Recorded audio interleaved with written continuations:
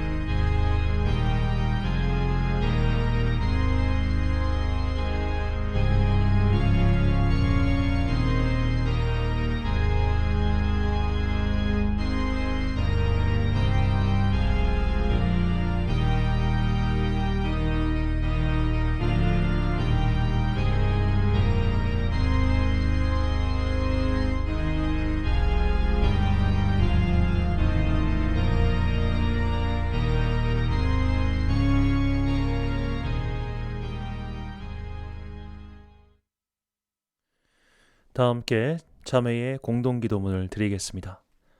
사랑과 은혜가 충만하신 아버지 하나님, 우리의 믿음이 뿌리채 드러나는 시간이 계속되고 있습니다. 우리가 무엇을 믿고 있었으며 우리가 하나님을 어떻게 생각하고 있었는지 확실히 구분되는 시간이 계속되고 있습니다. 그러나 이런 공격들이 우리의 신앙을 더욱 단단히 만들어주고 있습니다. 이런 시간들이 주님을 향한 우리의 마음을 더욱 간절하게 만들고 있습니다. 이 시련의 시간을 주셔서 감사합니다. 우리의 신앙을 점검할 시간을 주셔서 감사합니다. 이 불의 연단을 잘 통과하여 순결하고 정결한 옷을 입은 거룩한 성도로 남도록 도와주십시오. 모여서 예배를 드리지 못하더라도 자신의 집과 장소를 거룩한 예배의 장소로 만들게 하옵소서. 모여서 사랑의 교제를 나누지 못하더라도 서로를 위해 기도하며 성령님의 교통하심을 느끼게 하옵소서. 겨울의 막바지입니다. 성령님의 뜨거운 은혜와 사랑이 우리 영혼 안에 가득 담기길 원합니다. 이 모든 간구 위에 주님의 은총과 자비를 구하며 주님께서 가르쳐 주신 기도를 드리오니, 하늘에 계신 우리 아버지, 아버지의 이름을 거룩하게 하시며 아버지의 나라가 오게 하시며 아버지의 뜻이 하늘에서와 같이 땅에서도 이루어지게 하소서. 오늘 우리에게 일용할 양식을 주시고 우리가 우리에게 잘못한 사람을 용서하여 준 것 같이 우리 죄를 용서하여 주시고 우리를 시험에 빠지지 않게 하시고 악에서 구하소서. 나라와 권능과 영광이 영원히 아버지의 것입니다. 아멘. 사죄의 선언입니다. 소망이 우리를 부끄럽게 하지 아니함은 우리에게 주신 성령으로 말미암아 하나님의 사랑이 우리 마음에 부은 바 됨이니. 아멘. 믿음의 길에서 이탈하지 않는 힘은 내 의지가 아닙니다. 주님의 영이신 성령님께서 우리를 그 길에 붙들어 놓으시고 그 길을 걸어갈 힘을 주십니다. 성령님이 주시는 힘으로 주님과 함께하는 소망의 날을 바라보며 믿음의 길을 걸어가십시오. 힘들고 지칠 때도 분명히 있을 겁니다. 그러나 성령님이 우리에게 소망을 일깨워 주실 겁니다. 그분과 함께 주어진 믿음의 길을 끝까지 걸어가는 모든 성도님들이 되시길 축원합니다. 교독문 74번 마태복음 5장을 함께 교독하시겠습니다. 심령이 가난한 자는 복이 있나니 천국이 그들의 것이며 애통하는 자는 복이 있나니 그들이 위로를 받을 것이며 온유한 자는 복이 있나니 그들이 땅을 기업으로 받을 것이며 의에 줄이고 목마른 자는 복이 있나니 그들이 배부를 것이며 긍휼히 여기는 자는 복이 있나니 그들이 긍휼히 여김을 받을 것이며 마음이 청결한 자는 복이 있나니 그들이 하나님을 볼 것이며 화평하게 하는 자는 복이 있나니 그들이 하나님의 아들이라 일컬음을 받을 것이며 의를 위하여 박해를 받은 자는 복이 있나니 천국이 그들의 것임이라. 나로 말미암아 너희를 욕하고 박해하고 거짓으로 너희를 거슬러 모든 악한 말을 할 때에는 너희에게 복이 있나니 기뻐하고 즐거워하라. 하늘에서 너희의 상이 큼이라. 너희 전에 있던 선지자들도 이같이 박해하였느니라. 아멘. 찬송가 411장 찬양하겠습니다.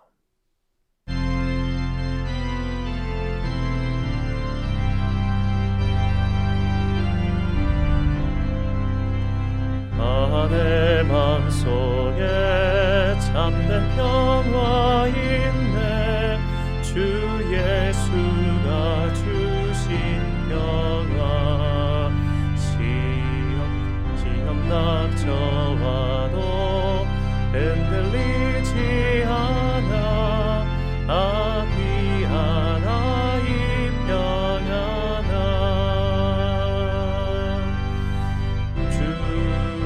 항상 계셔 내 맘속에. 주가 항상 계셔 기쁘다. 주 나의 맘에 계셔 위로하시네. 어찌 내가 떠나 살까. 이 귀한 평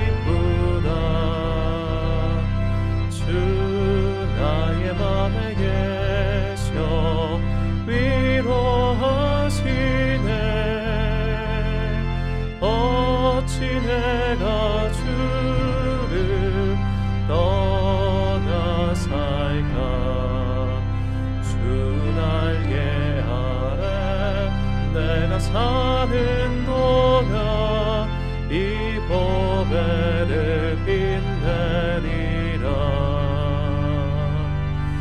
기쁜 그날이 와 주를 바라볼 때 그 평화 영원하리. 주가 항상 계셔 내 맘속에. 주가 항상 계셔 기쁘다. 주 나의 맘에 계셔 위로하시네. 어찌 내가 주를 떠나 살까.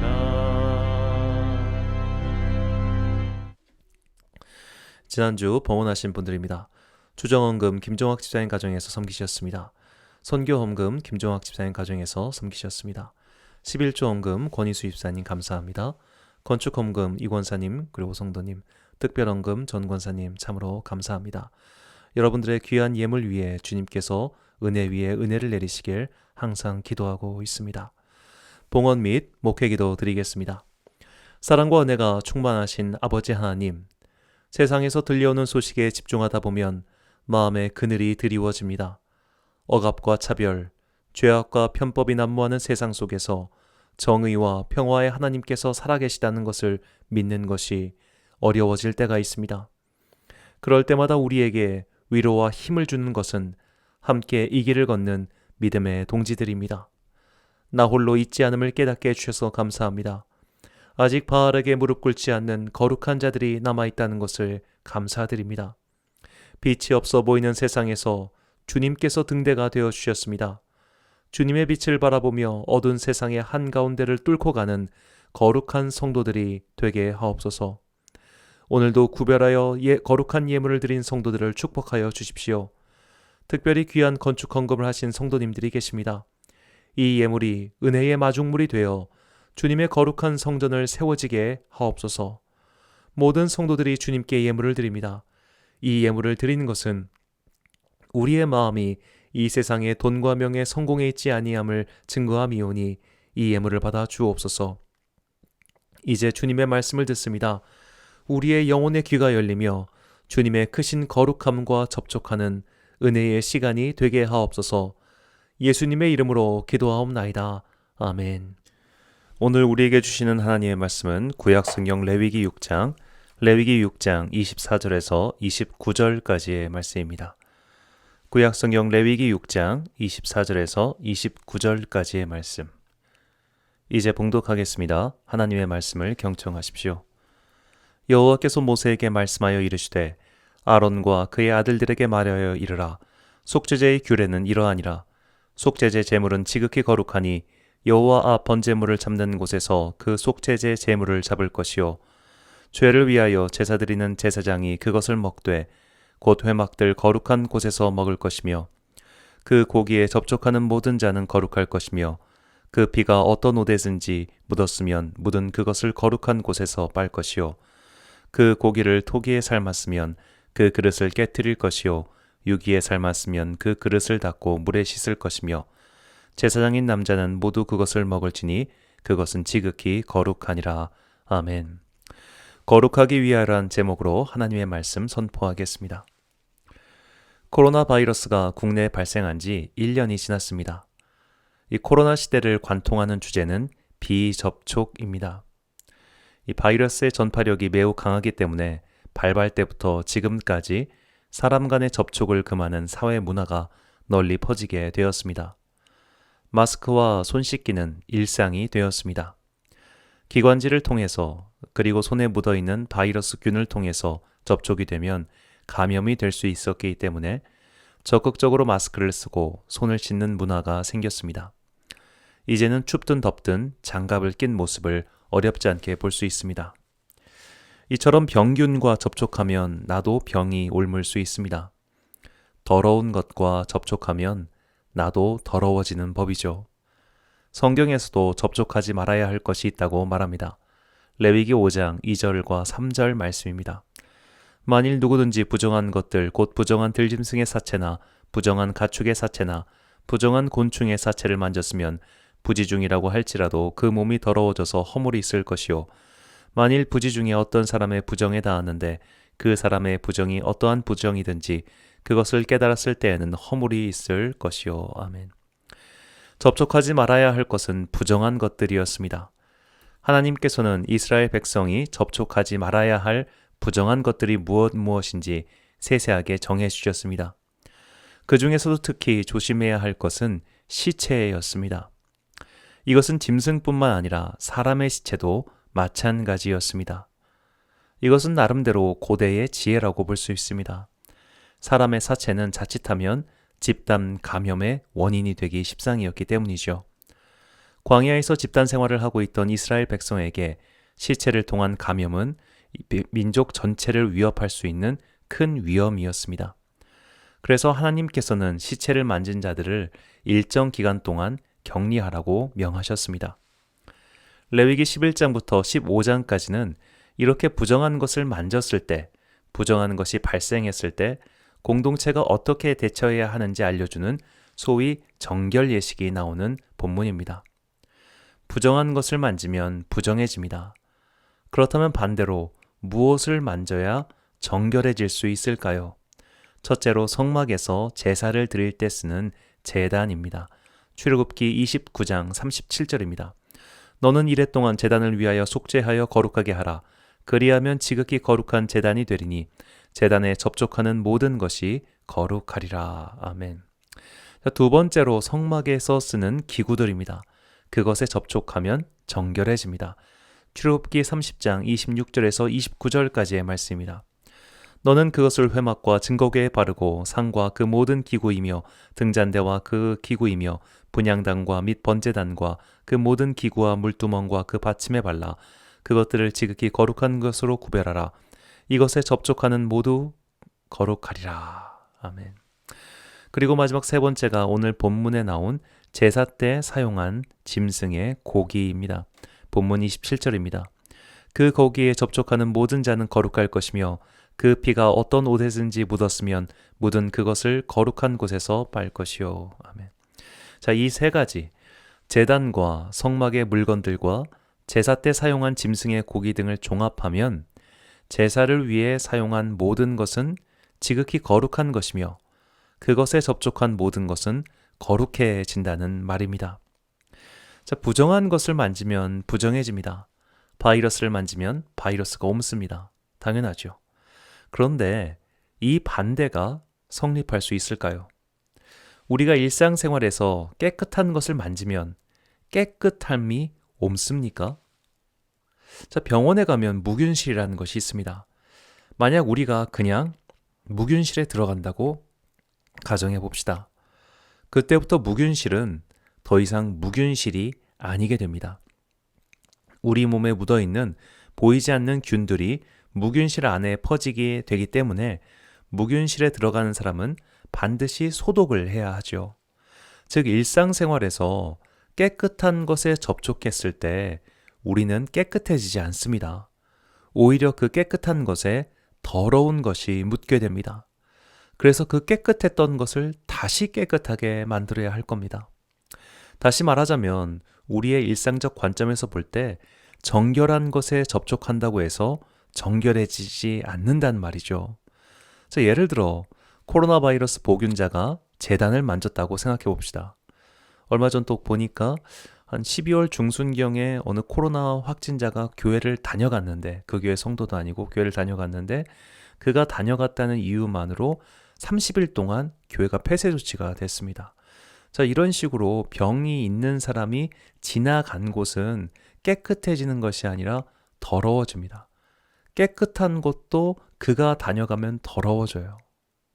코로나 바이러스 보균자가 제사 때 사용한 고기에 접촉한다고 생각해 봅시다. 그 고기는 더 이상 먹을 수 없는 고기입니다. 그런데 거룩에 대한 하나님의 말씀은 반대입니다. 지극히 거룩한 것에 접촉한 자는 거룩해진다고 하십니다. 어떻게 이런 일이 가능할까요? 거룩의 힘이 압도적이기 때문입니다. 예를 들어 바다 한가운데 오물을 버렸습니다. 그럼 바닷물 전체가 더러워집니까? 오히려 그 큰 바닷물이 그 오물을 정화시켜 버릴 겁니다. 이것이 하나님의 거룩의 힘입니다. 우리말 사전에서 거룩하다는 뜻이 매우 높고 위대하다, 성스럽고 위대하다입니다. 이 사전적 의미를 따라 거룩한 사람을 보신 적이 있습니까? 정말 저 사람은 거룩해 라고 생각이 자연스럽게 드는 그런 사람을 만나보셨습니까?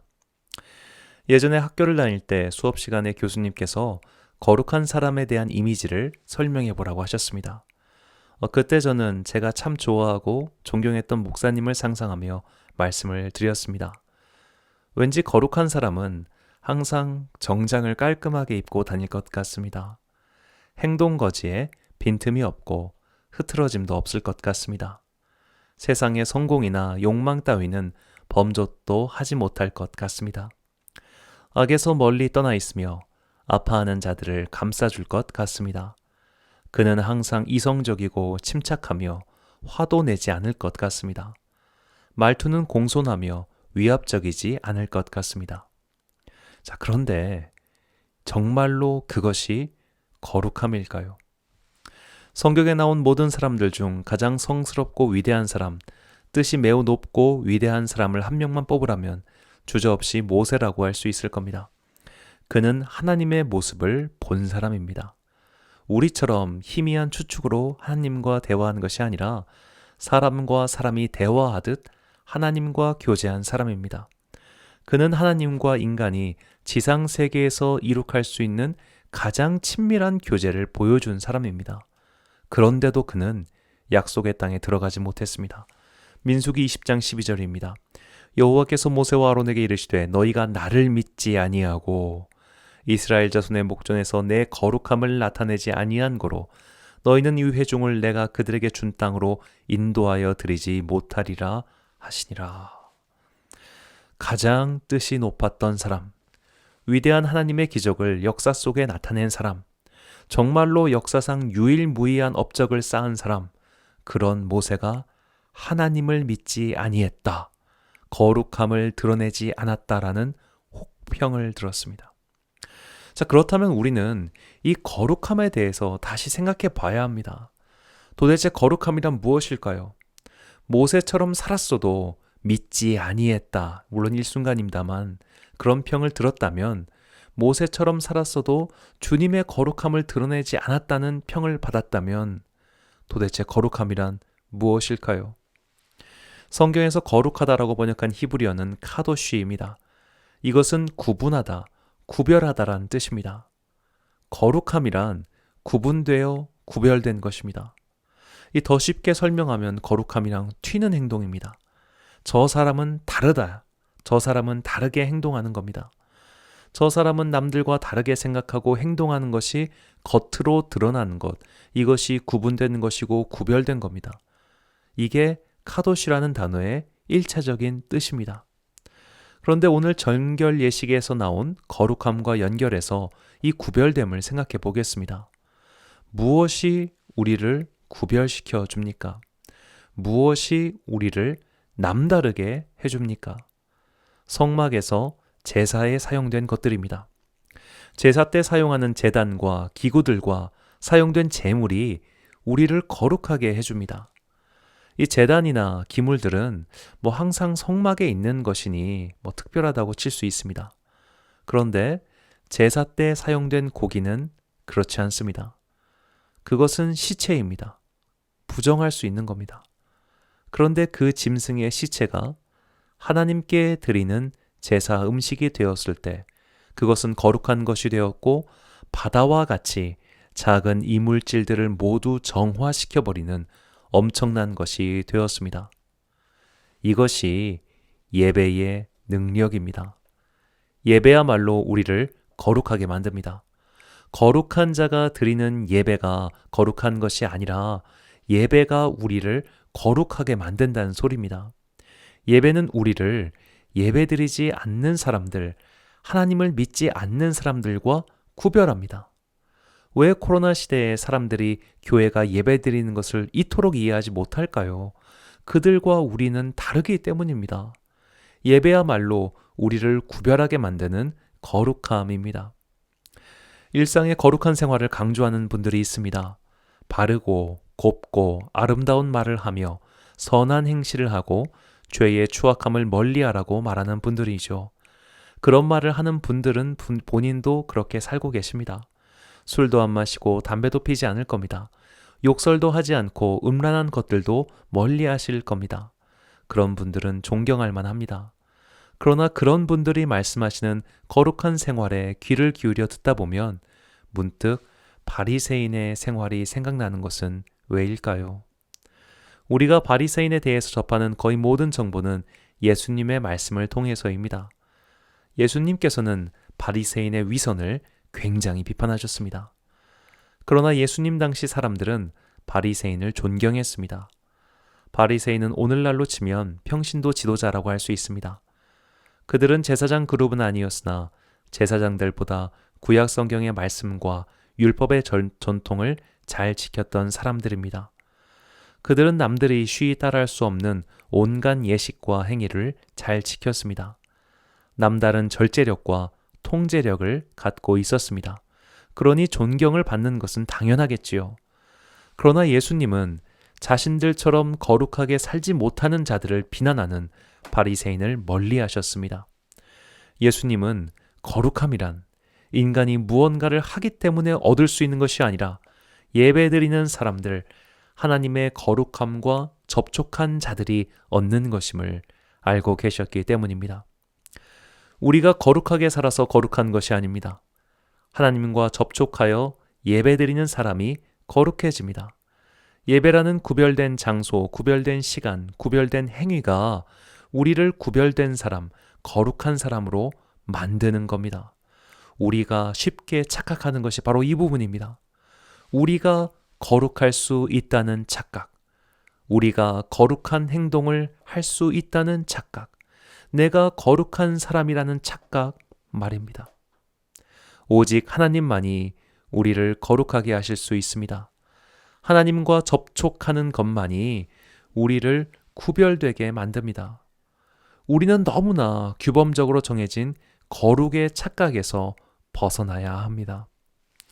바퍼사역으로 유명한 최일도 목사님의 이야기입니다. 이분이 노숙자를 위한 바퍼사역을 하다 보니 만나는 사람들이 하나같이 알코올 중독자같이 세상 냄새에 찌든 사람들이었습니다. 한 노숙자분께서 최일도 목사님을 찾아와서 자신도 예수님을 믿고 교회를 다녀보고 싶은데 담배를 아직 끊지 못해서 못 가고 있다고 말씀하셨습니다. 그러자 최일도 목사님이 그깟 담배가 뭐가 중요하냐고 당장 교회에 다니라고 하셨습니다. 우리가 거룩함이 무엇인가에 대한 오해와 착각이 있기 때문에 이런 생각을 하게 되는 거죠. 청소년기 아이들은 에너지가 넘칩니다. 그래서 그 에너지를 운동과 같이 어떤 식으로든 발산을 해줘야 탈이 나지 않습니다. 인간은 자꾸만 무엇을 하지 말라고 하면 큰 스트레스를 받습니다. 나쁜 것을 하지 않으려는 의지보다 중요한 것은 좋은 것을 하려는 의지와 행동입니다. 예를 들어 담배를 끊어야지라는 결단보다 운동을 더 열심히 해야지라는 결단이 낫다는 겁니다. 이것에 빗대어 얘기하면 내가 거룩하게 살아야지라는 생각을 강하게 가지면 스트레스를 많이 받습니다. 하지 말아야 할 것만 생각나기 때문입니다. 그러나 하나님과 접촉된 생활, 하나님께 예배드리는 것을 목표로 삼으면 자연스럽게 우리는 구별된 사람, 거룩한 자가 됩니다. 20세기 후반 한국교회 출판 트렌드는 일상의 거룩함이었습니다. 즉 세상에서 구별된 삶을 살아야 한다. 이것이 1990년대 한국교회 화두였습니다. 이 화두를 던진 사람들은 당시 40대 젊은 목사님들이었습니다. 그때 그분들이 볼 때 한국교회 성도들은 은혜만 강조할 뿐 일상의 거룩함이 부족해 보였습니다. 교인들도 거짓말을 했고 교인들도 사기를 쳤고 교인들도 불법을 저질렀습니다. 그리고 강단은 그런 것들을 지적하지 않고 은혜만 외쳤습니다. 젊은 목사들이 볼 때 그것은 비겁함이었고 성경 말씀의 바른 선포가 아니었습니다. 그래서 그분들은 일상의 거룩함을 화두로 던졌습니다. 그런데 그 거룩함의 방법이 이전과 달랐습니다. 그분들은 성전 건축에 많은 비용을 들이는 것을 문제 삼았습니다. 교회가 재정 공개가 투명하지 않은 것을 문제 삼았습니다. 목회자가 많은 사례비를 받는 것을 문제 삼았습니다. 목회자가 무소불위의 권력을 누리는 것을 문제 삼았습니다. 그렇다면 30년의 세월이 지난 지금은 어떨까요? 그때 그런 말을 했던 40대 목사님들은 이제 원로 목사가 되었습니다. 그분들은 누구보다도 많은 돈을 벌었습니다. 누구보다도 많은 존경과 권위를 얻으며 은퇴 후에도 활동하고 있습니다. 성전 건축만 하지 않았을 뿐 그보다 더 많은 돈을 들여 학교의 강당을 빌리거나 지어줬습니다. 잘 모르는 분들은 교회가 외적으로 성장했을 때 새 성전 건축을 하는 것을 반대합니다. 사람이 많아지면 학교 강단을 빌려서 예배드리면 되지 않나, 그렇게 예배드리는 곳이 많지 않느냐라고 말하는 분들도 계십니다. 제가 한 10년 전 시세로 말씀드리면 고등학교 강단을 1년 동안 대여하는 데 들어간 돈만 연간 2억에 가깝습니다. 지금 학교 강당을 빌려서 사용한다는 교회들은 대부분 그 강당을 지어줬거나 더 비싼 돈을 들여 대여한 교회들입니다. 사실 들어가는 돈으로 따지면 성전 건축을 하는 것과 학교 강당을 지어줘서 그것에서 예배드리는 것 사이에 과연 얼마나 많은 차이가 있을까요? 왜 사람들이 이런 생각을 하게 되었을까요? 예배를 설교 듣는 시간 정도로 생각하기 때문입니다. 성전에서 드리는 기도가 무엇인지 잘 몰랐기 때문입니다. 설교를 듣는 것이라면 강당이든 예배당이든 영화관이든 무슨 차이가 있겠습니까? 그러니까 영화관 빌려서 교회 한다는 소리를 하는 거죠. 성전에서 주님께 기도를 드리고 그렇게 성도의 기도가 쌓인 예배당이 어떤 곳인지 모르기 때문에 그렇게 말하는 겁니다. 어떤 이들은 일주일에 한 번 혹은 3번 정도밖에 사용하지 않는 예배당은 너무나 비효율적이라고 공간 낭비라고 생각합니다. 안타깝게도 그런 분들은 평일 조용한 시간, 아무도 없는 예배당 안에서 조용히 주님과 대화한 적이 없는 분들입니다. 아무도 없는 예배당 안에서 홀로 고요하게 주님과 교제를 나눠본 사람이라면 평일에 아무도 사용하지 않는 그 텅 빈 예배당이 얼마나 소중한지 알 것입니다. 이것이 거룩함입니다. 이것이 구별됨입니다. 물론 우리는 재정을 깨끗하게 사용해야 하고 목회자의 사례비는 적정해야 하며 목회자가 독재하는 교회를 만들어서는 안 됩니다. 이것은 교회를 위해 필요한 조건일 뿐 이런 것을 한다고 거룩한 교회가 되는 것은 아닙니다. 굳이 구분하면 이렇게 하는 교회는, 그러니까 즉 재정을 개혁하고 재정 건전성을 투명하게 하는 교회는 건강한 교회일 수는 있어도 거룩한 교회는 아니란 말입니다. 거룩한 교회, 거룩한 성도는 오직 예배 드릴 때 만들어집니다. 거룩한 생활이 우리를 구별시키는 것이 아니라 예배 드리는 삶이 우리를 구별시킵니다.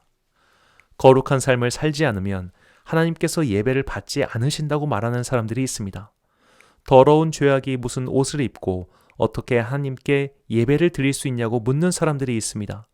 그들은 우리의 죄책감을 자극하는 말을 쏟아냅니다. 그러나 하나님은 오히려 죄인의 예배와 기도를 어여삐 여기십니다. 예수님의 말씀입니다.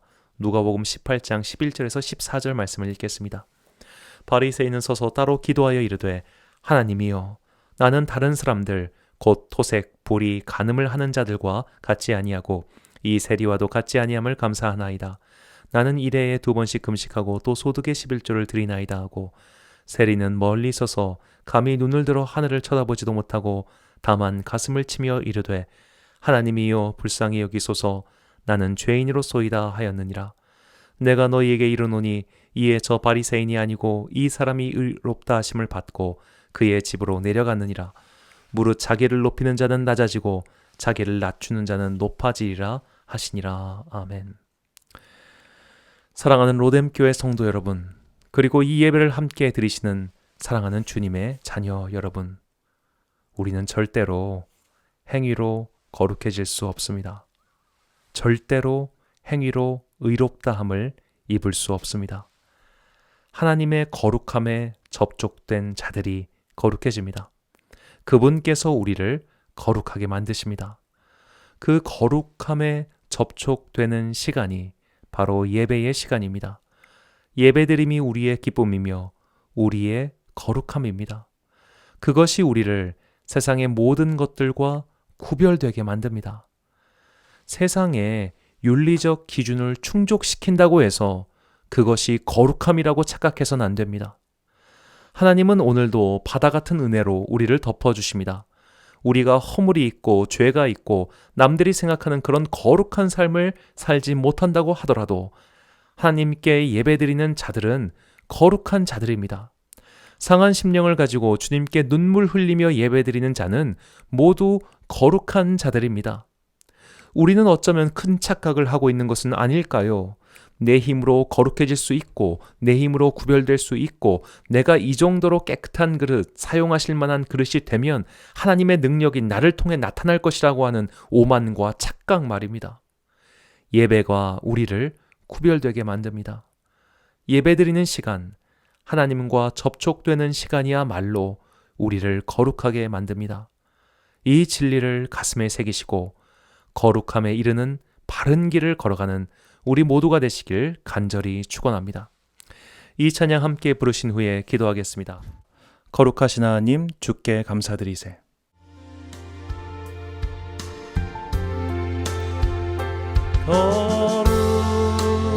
거룩하신 하나님, 주께 감사드리세.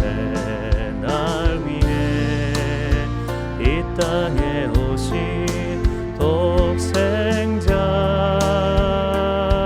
예수, 나의 맘과 뜻 다해 주를 찬양합니다.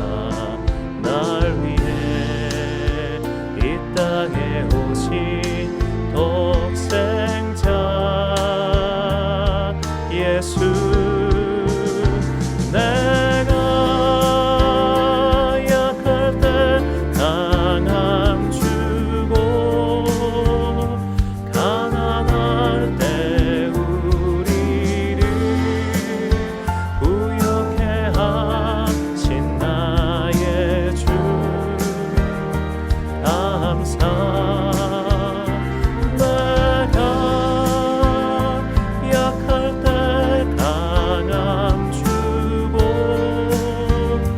가난할 때 우리를 부욕해 하신 나의 주, 감사. 처음부터 찬양합니다.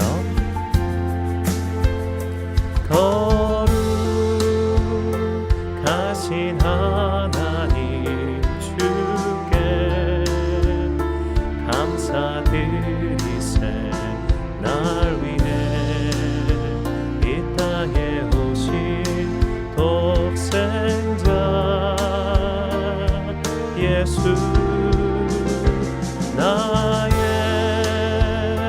맘과 뜻 다해 주를 사랑합니다. 날 위해 이 땅에 오신 독생자 예수, 내가 약할 때 강함 주고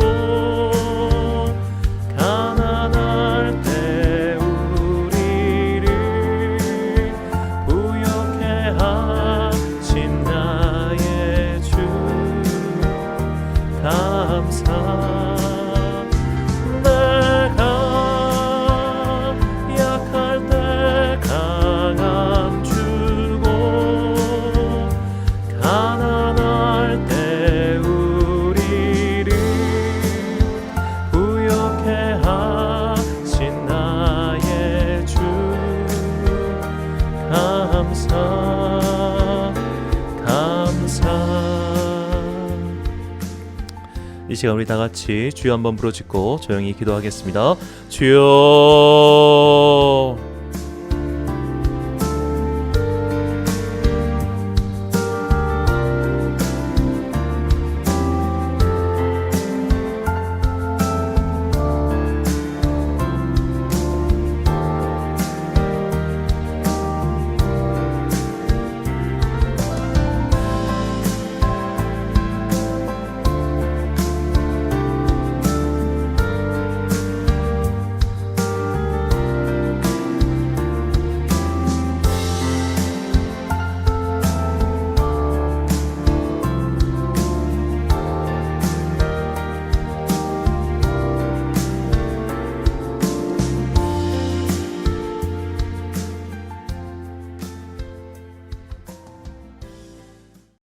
기도하겠습니다. 사랑과 은혜가 풍성하신 아버지 하나님, 노력으로 거룩해질 수 있다고 착각했습니다. 내 의지와 힘으로 남과 구별된 존재가 될 수 있을 거라 오해했습니다. 우리의 교만을 용서하여 주옵소서. 오직 주님과 접촉된 자만이 거룩해지며 예배드리는 자가 거룩한 성도임을 깨닫게 해주셔서 감사합니다. 우리는 예배의 능력을 몰랐습니다. 그래서 예배 밖을 주목했습니다. 그러나 예배드리는 자가 거룩한 자이며 예배드리는 것이 거룩의 능력임을 깨닫게 해주셔서 감사합니다. 이제 예배드리겠습니다. 어느 때라도 예배드리겠습니다. 예배드림만이 우리를 거룩하게 해주시는 주님의 능력의 통로임을 깨달았으니 나의 의지로, 나의 행위로 거룩해질 수 있다는 교만을 버리고 주님 앞에 겸손히 무릎 꿇고 나아가는 참 성도가 되게 하옵소서.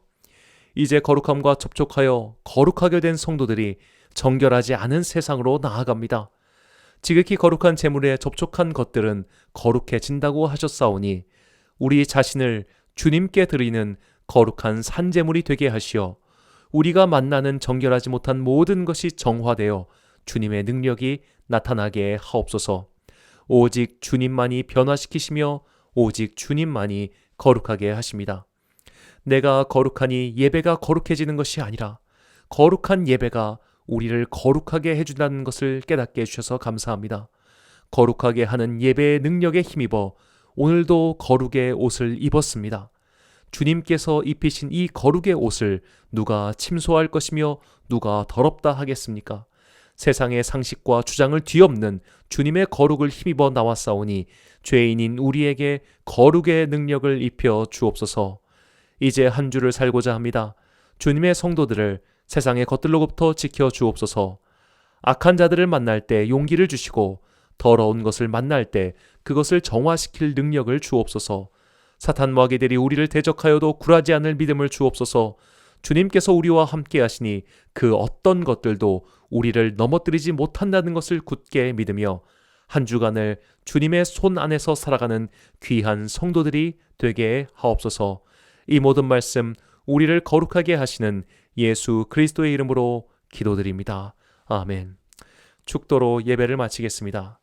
지금은 우리 구주 예수 그리스도의 은혜와 하나님 아버지의 크신 사랑과 성령님의 교통하심이 이제 우리를 거룩하게 하시는 주님의 능력에 힘입어 거룩의 힘을 세상에 보이리라 다짐하는 귀한 주님의 권속들 머리머리 위에 지금부터 영원까지 함께 하시기를 간절히 축원하옵나이다. 아멘.